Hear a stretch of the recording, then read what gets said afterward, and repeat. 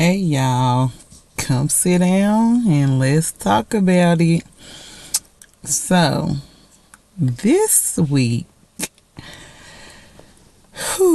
let's see, y'all. I be thinking I'm learning one thing and I be learning something else.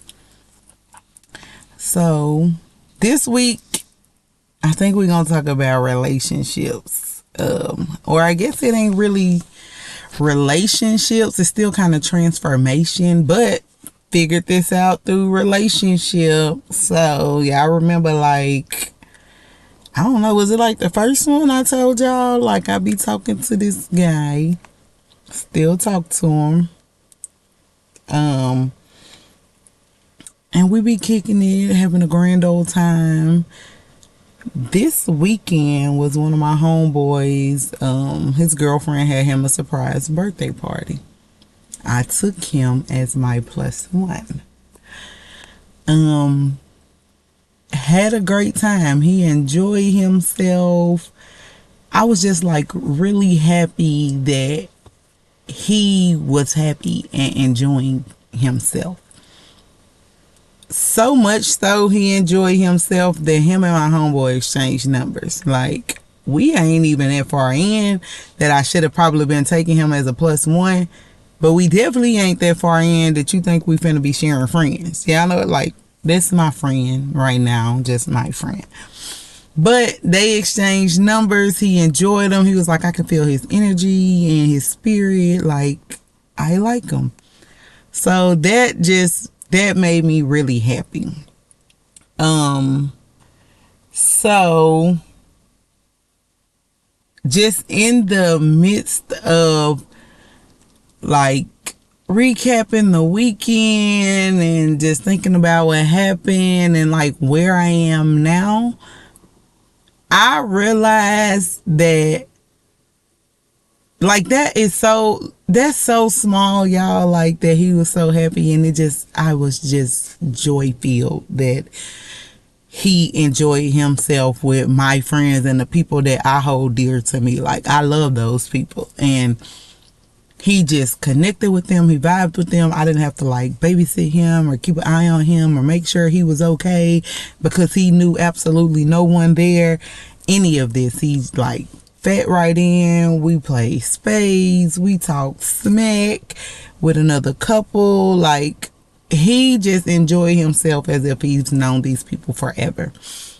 Now, just when we got back, and we're talking about it and everything, I ended up realizing that I was in a relationship for 20 years with my kid's dad. We pretty much grew up together because I met him at 13. But I realized that, in a way, like,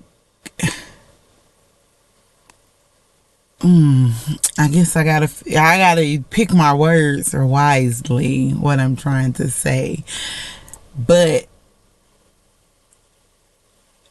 a lot of people always think that I'm defending my kid's dad when I talk about him. And I think it comes more so from people that have also been hurt. And it's like, he hurt you, so why are you trying to defend him? When it's just that the place God has brought me to and where I'm at now and how I understand things, yeah, he hurt me, but at some point I gotta be like, oh, I kind of did it to myself, because God will tell you stuff and show you stuff and we just don't be listening. Like, that ain't what I want to do. I want to do this with him, so that's what I'm going to do. And God said don't do that.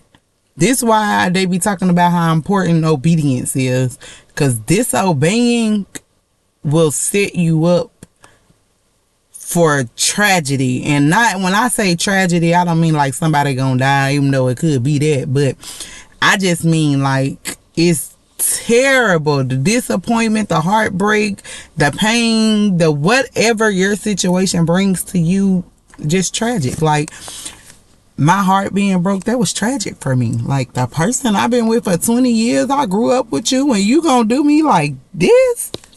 Tragic. So that's what I mean when I say tragedy. And I feel like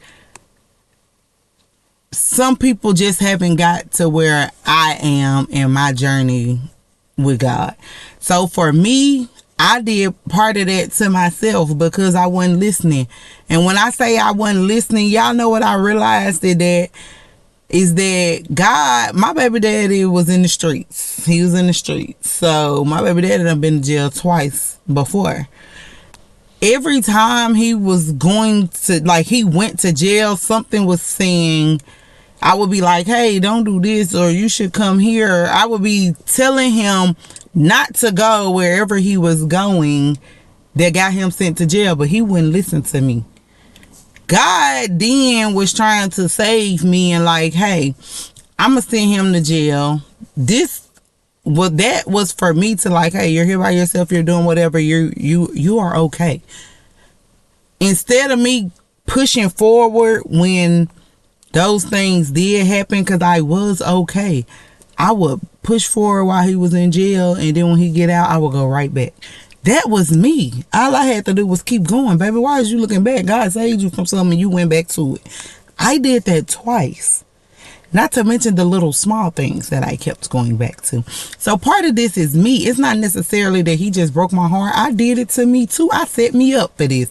So God had to use him to make me listen to God.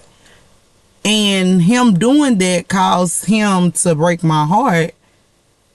But that ain't just on him. So people feel like I'm defending him when I guess they might think that I should be mad at him. And don't get me wrong, when it first happened, was mad. And I mean big mad. At him, yeah, mad. I mean like, oh, you want to play with me? I'm finna go get my lick back mad.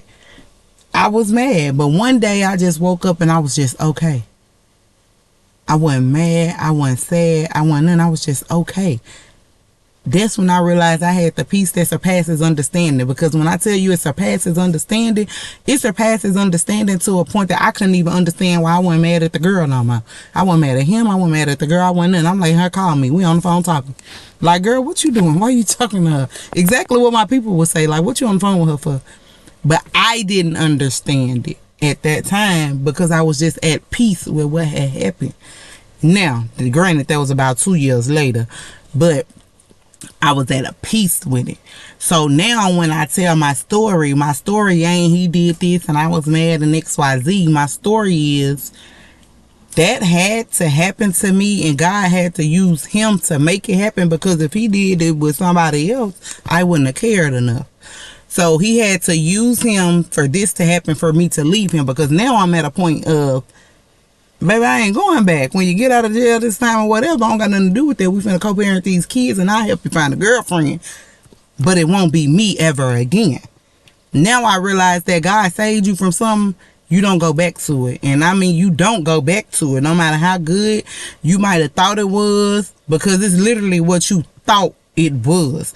Which is, I'm going to get to how I thought that was good, but it wasn't what I was thinking it was.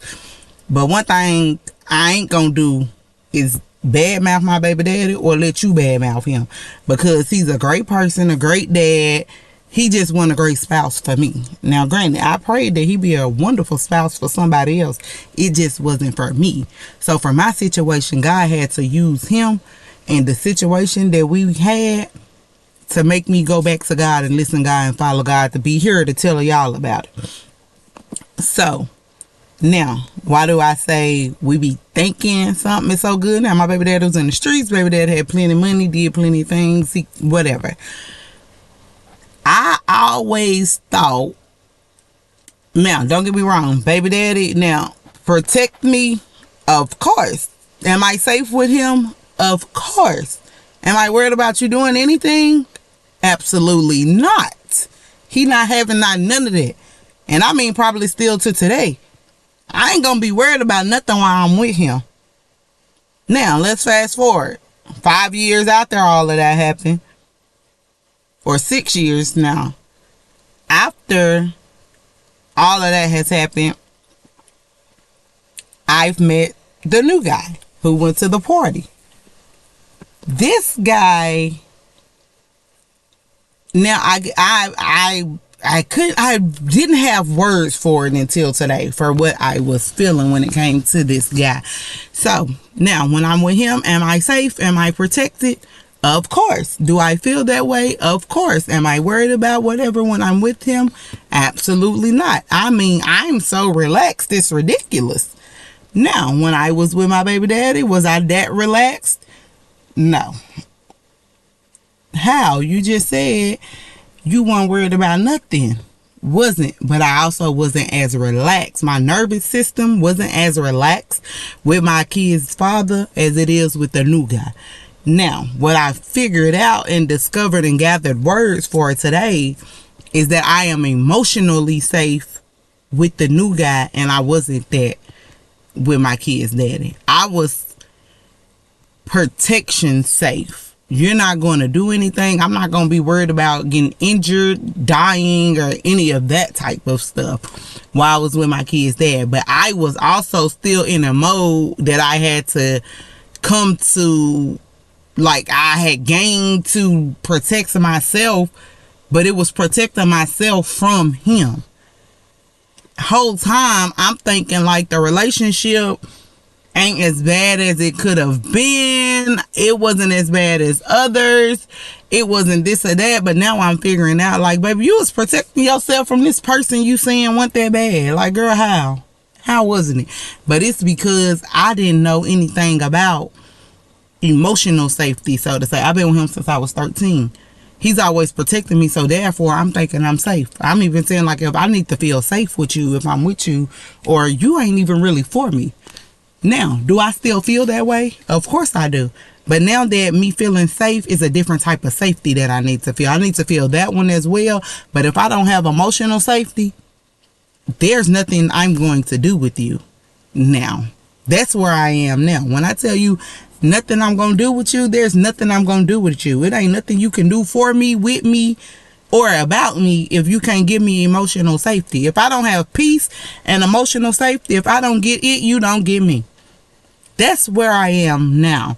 So I realized that I'm thinking today I'm coming to talk to y'all about relationships, because it's really about that relationship and this relationship. When the whole time it wasn't about either of those relationships. It was about a transformation of me and how I've been transformed into this new person, and God has been revealing layers of me to me.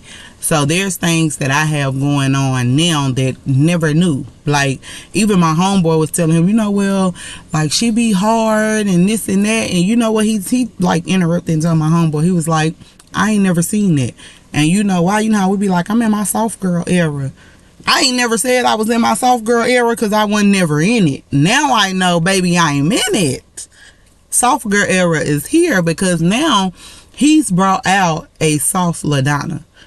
So I don't got to protect myself from him. I don't got to protect myself from any dangers. He's doing all of that wrapped in one. And now I must tell you, I like soft girl era. I just be chilling. And when I say be chilling, I'm loving soft girl era, because I know that I can hop in the car with him and I'm just okay. He's gonna make, and when I say okay, y'all, he tends to all of my needs all the way down to, I'm always cold. So I don't really be wanting the air on like that, not even in the summer, because people be like, he'll have the air on like 64. Baby, it's cold in the car. Baby, I'll get in that car. He know he coming to pick me up. You know, in new cars, you can heat your side and heat this side differently. Baby, he have 64 on his side, and he'll have the air on about 77 on my side. I'll get in there, it's all warm and cozy on my side for me, and I'll be like, ooh, you knew you was coming to get me, didn't you? And he'll be like, yep. And he done warmed it up for me. My baby daddy never tended to my needs like that. Like, and I get in the house, he cold, he hot. Sometimes the kids are hot, I'm the only one cold. Okay, but we, we arguing about a compromise where he just like, don't worry about it. I'm gonna figure out how to make you be warm and how to make me be the temperature I need to be. And y'all, like, when he first learned that, like, oh, she always cold, and I said something about it and told him, When I tell y'all he just cut the heat on, period, he was sweating. I was like, oh, you're hot, you're sweating. And he was like, oh, it's okay as long as you're comfortable. 10 to my knees down till he gonna sweat. And it's in the summertime. Baby, ain't nobody ever did all of that. Ain't nobody ever did all of that. If they hot, then they don't want to be hot, and I just need to figure it out. He tends to my knees all the way down to like that. Like, I guess he could feel in his spirit that something was bothering me one time. And I don't want to say that it was bothering me. We were just talking and, you know, I don't know. I guess it was something. But he paid attention so much to me that he was like, you all right? You good? You safe with me? I'm like, I'm safe with you. Like, baby, that's not even what we talking about. But it was something in me that knew he needed to let me know that I was safe with him. And mind y'all, this is like week 2. We sitting in the car, we talking. I think we had like went out to dinner or something, and then we were just sitting in the car talking and trying to figure out where we were going to go next because we didn't have it all planned out. But he was like, you good? You safe with me? I'm thinking like, baby, what he's talking about? I ain't been saying nothing about none of that. But something in my spirit was like, oh, I believe it. And then I could relax. And I was okay. Because he was right. I was safe with him. And since he said that, he ain't never had to say it again. And I ain't never questioned it or wondered about it. Because I am very much so safe with him. Spiritually, emotionally, and physically. Safe with him. So, me thinking that this was about relationships this time. And to me, I thought this was about, comparing my last relationship to the current relationship, and it's not. It's kind of still about identity. It's still about God revealing who I am to me, because he's still revealing different parts of me. Like I just told y'all, baby, I ain't never said I'm in my soft girl era, because I don't know where soft girl been. I'm now in that era because she's arrived. But she probably been there. God just had to peel it back a little slowly and make sure I understood each layer before he went to the next. And I be thinking like, okay, God gonna show me what he need to show me with me. Baby, somebody reminded me that no, God always show you stuff through people, with people, and things of that sort. And when you think about it, that's correct. That's exactly how it works. He did that with Ruth and Naomi. Was Naomi the mama? I think it was Naomi. Naomi and Ruth. He had to show, he was kind of showing both of them stuff, because Naomi didn't want Ruth to go. You know, Naomi like, Ruth, go on. Just go on. Go on back to your family, baby. Your husband is dead. And Ruth is like, nah, where you go, I'm going to go. Where you die, I will die. The Lord you serve, I will serve. So he used them for each other. You have Moses and Aaron, Timothy and Paul, Jesus and the disciples, like David and Jonathan. Like, he always using somebody else. So for me, he's using new guy to help reveal to me different stuff about me. And the crazy part is, like, this stuff been there. You just ain't ever been able to see it because nobody has actually took the time to tend to you the way you needed to be tended. Now, the reason that I say there's not a bad thing that I have to say about my kid's father is because he wasn't supposed to tend to me in that way. I had to go through everything that I went through with him to be able to get here. And that wasn't my time to do it. This was my time to do it now. Because had I did it all back then, I'd have been doing it prematurely. Now that I'm doing it now, I'm in a better place, better understanding, more wisdom. And I could tell my story to who, like, this is going to reach somebody and hit somebody that it needed to hit. But back then, it also couldn't have been that he tended to me this way and stuff like that, because one, I needed the story. You got to go through some stuff to get the testimony, baby. So I needed the story, which is now the testimony. But even probably before last week, probably even not even last week, It kind of depended last week. I wouldn't have told y'all everything. Like, I'm just one of them people, like, my business, it ain't everybody's business. Now, if it gets to a point where we sitting here talking and I'm hearing something, you are feeling something, and it's like, let me tell them about this and maybe they'll understand. Like, then I might have told you one-on-one, but to make a whole YouTube about it, and now I'm going to get ready to post this tomorrow. I wouldn't have dared told y'all all of this like that. Like, absolutely not. Because for one, I was like, baby, foolish of me to knew what was going on in a sort of way, and I just stuck around. Because at the end of the day, when you with somebody in the streets, at least for me, baby, discernment kicked in. I know good and well you doing something you don't got no business. But hey, so what? I probably was doing something I don't got no business. But I say the foolish part was because it ain't even that. That happens. That happened to people that ain't in the street. That just happens. People just, it's just lessons you gotta get. People have to grow. People have to learn. I ain't tripping about that part. The foolish part was me knowing God is telling me something, and I'm just gonna be like, but I love him, so I'ma just stick around. I'ma just keep doing it. It's cool. I'ma just keep letting him do me how he do me. It's cool. We're all good. That was the foolish part of me. Now, to top it off, not only were you foolish, but you stuck around in foolishness for 20 years. Now, granted, 13, you don't have a clue. You're figuring it out.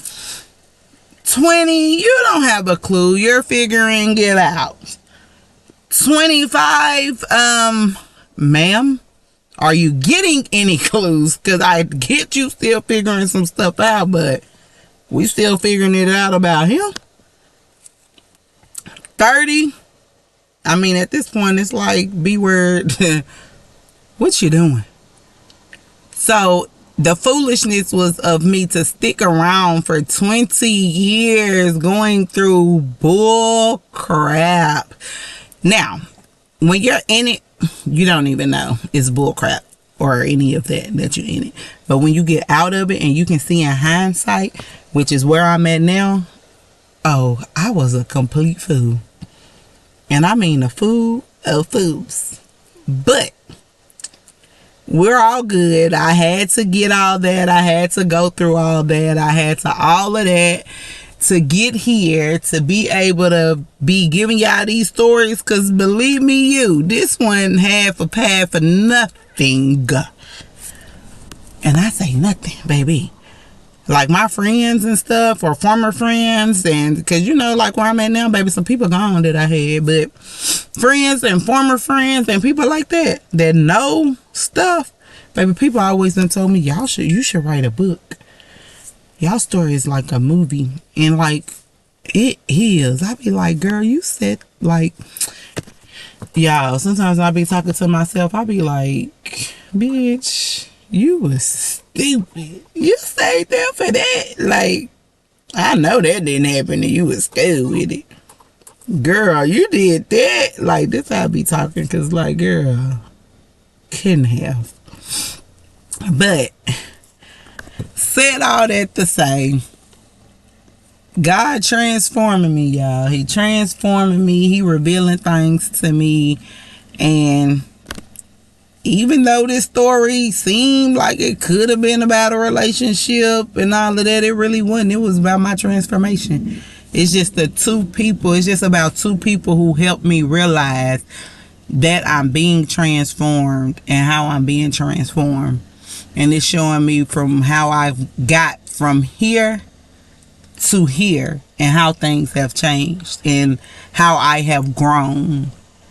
And to be honest, I mean, you got to be doing a lot of talking to God and a lot of figuring some stuff out to get to this point, I'm quite sure. But I'm actually thankful for my kid's father and the situations we went through, because that's how I got here, and that's how I gained wisdom, and that's how I gained knowledge, and that's how I gained a lot of stuff to get me to where I am now, and to be in this space and to be okay with it, and to know that I can promise you what he did, nobody will ever do again. You know how you start out, like, you always supposed to have some standards, but I had some standards, but baby, from where I came from to where they at now, baby, clearly them standards was low. Even though back then people thought that they were so high. But to be where I am now and experiencing what I'm experiencing now, those standards were low. And now the place that I am now, the way that God has elevated me, there is not anybody in the world that's going to be able to do what he did and think I'm going to stay there for it. I will leave you so fast, you won't know what happened. Granted, they might get to say that they did it, but I promise you they won't say they did it more than that one time, because when they did it, that was the end. And I mean the end. So the way, like, where I am now and what I've been elevated to, I'm at a point that if me saying elevated is because I've literally been elevated higher. I will let you know that that's beneath me. I don't care how you feel about it. I don't care how you take it. I don't care about any of that stuff, because I'll let you know it's beneath me. And when you get to a point of realizing who you are when you with God and who you are in God, and that he will elevate you and bring you above stuff that you were in, and the hope is that you never go back there. Because, like, baby, where I am now, don't ever see me going back. Why would I leave God and be elevated here to go back to do some foolery? I will let you know that you beneath me. And that's just it. It's beneath me now. So I would never do that. Now, I'm not saying that my kid's father is beneath me, but in a way, I guess I could be saying that he's beneath me, because the things that you done and the way that you treated me, that's beneath me now. I'll never let you do that again. But I also pray for him daily. And I pray that God elevates him as well to be who he needs to be for the next person. And I pray that she never has to experience anything that I experienced with him, because he's now the new guy for her. The guy that I have now, we're going to call him new guy. That's going to be his name. But I pray that he's new guy to whoever he's supposed to be with. I pray that the seeds that have been sown in him, because baby, his mama stay in church. So it's plenty of seeds that have been sown in him. And not only through her, but I pray that the seeds that have been sown in him are going to bloom very soon. So I'm never going to be mad at him. I'm never going to be upset with him anymore about that situation, because the elevation of where I am now, I needed that. Now it's just time for him to also elevate and grow and never be that person again. Because at the end of the day, he's always been a good person. He's not a bad person. Wonderful person, wonderful heart, wonderful spirit. He just couldn't be who I needed him to be for me, because he wasn't the person that God has for me. That's not my kingdom spouse. So he couldn't be that for me. So it may seem like, oh, he was a bad person or something like that, but he's really not. He's so sweet. He's so nice. He's wonderful. He's just not my person. And I stayed there too long. And God was saying move. Like they'll tell you, know how they say, God been telling you to move, but you don't want to move. You keep staying in something that God told you to get out of. That was me. I stayed in something God told me to get out of. And the longer you stay in something that God is telling you to get out of, the worse your consequences are going to be when he forces you to remove yourself.